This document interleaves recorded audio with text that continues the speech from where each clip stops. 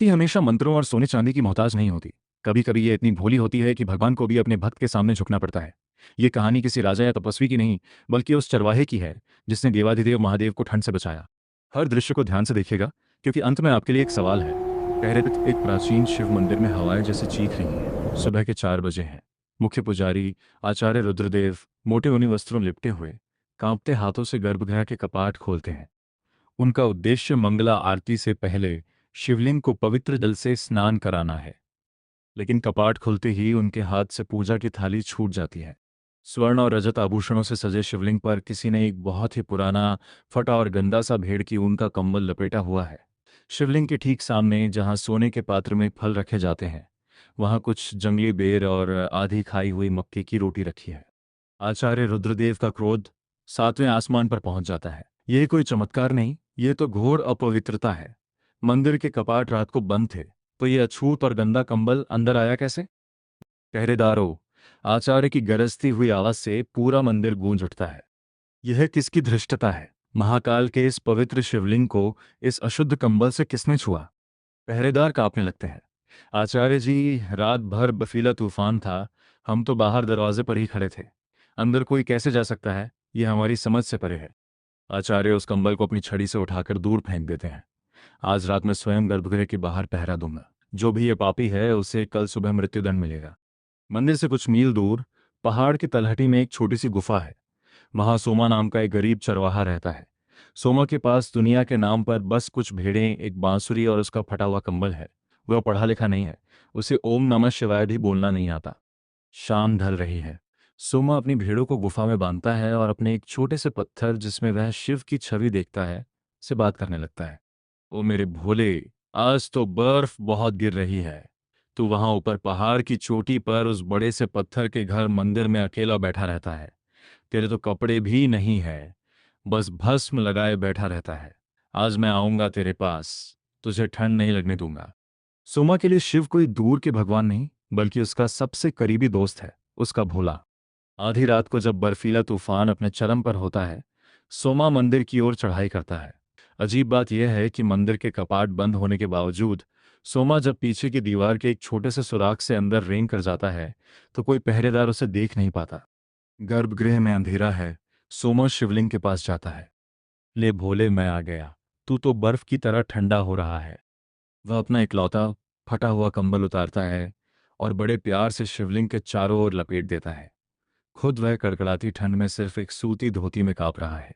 अपनी पोटली से वह आधी मक्के की रोटी निकालता है। आज रोटी थोड़ी जल गई है, पर खा ले, भूख लगी होगी।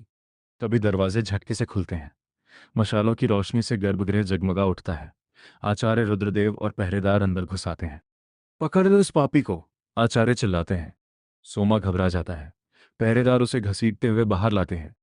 मूर्ख, नीच, तूने इस गंदे कंबल से भगवान को अपवित्र कर दिया।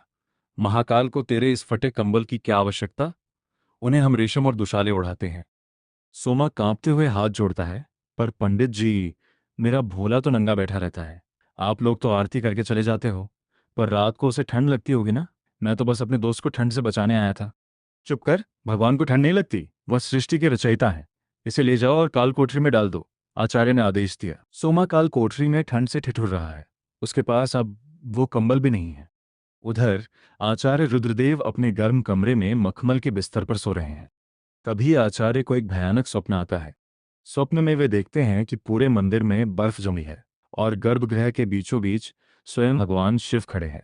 लेकिन शिव का शरीर बर्फ से नीला पड़ गया है और वे बुरी तरह कांप रहे हैं।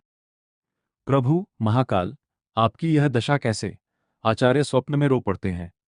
रुद्रदेव, तुमने मुझे सिर्फ एक मूर्ति और दुनिया का स्वामी माना। तुमने मुझे रेशम तो दिया, पर उसमें प्रेम की गर्माहट नहीं थी। सोमा ने मुझे अपना सखा माना। वो खुद ठंड में ठिठुरता रहा, पर अपना इकलौता कंबल मुझे पहना दिया। तुमने मेरा वो कंबल छीन लिया रुद्रदेव। अब मुझे बहुत ठंड लग रही है।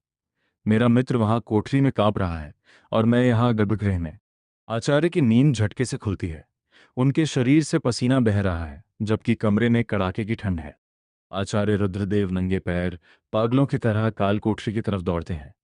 वे कोठरी का दरवाजा खोलते हैं। सोमा ठंड से सिकुड़कर एक कोने में पड़ा है। आचार्य, जो राज्य के सबसे बड़े विद्वान थे, उस अनपढ़ चरवाहे के पैरों में गिर पड़ते हैं। मुझे क्षमा कर दो सोमा, मैं ग्रंथों का ज्ञान तो रट गया, पर भगवान को महसूस नहीं कर पाया। तुमने अपने भोले को अपना मित्र बना लिया। सच में महाकाल तुम्हारे उसी फटे कमल के भूखे हैं। आचार्य खुद अपने हाथों से सोमा को गर्भगृह में ले जाते हैं। सोमा मुस्कुराता है, अपना कंबल उठाता है और फिर से शिवलिंग पर लपेट देता है। अब ठीक है ना भोले, अब नहीं लगेगी ठंड। सोमा शिवलिंग को थपथपाता है, जैसे कोई दोस्त को थपथपाता है। आचार्य रुद्रदेव और सभी पहरेदारों की आंखें आंसुओं से भीगी हैं। उन्होंने पहली बार भगवान को नहीं, बल्कि भगवान के एक सच्चे मित्र को देखा था। समय बीत गया। आचार्य रुद्रदेव ने एक नया नियम बनाया। आज भी सर्दियों के मौसम में उस प्राचीन मंदिर में जब रात को भगवान का शयन होता है, तो उन्हें किसी रेशम या मखमल के वस्त्र से नहीं, बल्कि भेड़ की ऊन से बने एक साधारण से कम्बल से ढका जाता है। और आरती से पहले भोग में आज भी आधी मक्के की रोटी रखी जाती है, ताकि भोलेनाथ को कभी यह ना लगे कि उनका दोस्त सोमा उनसे मिलने नहीं आया।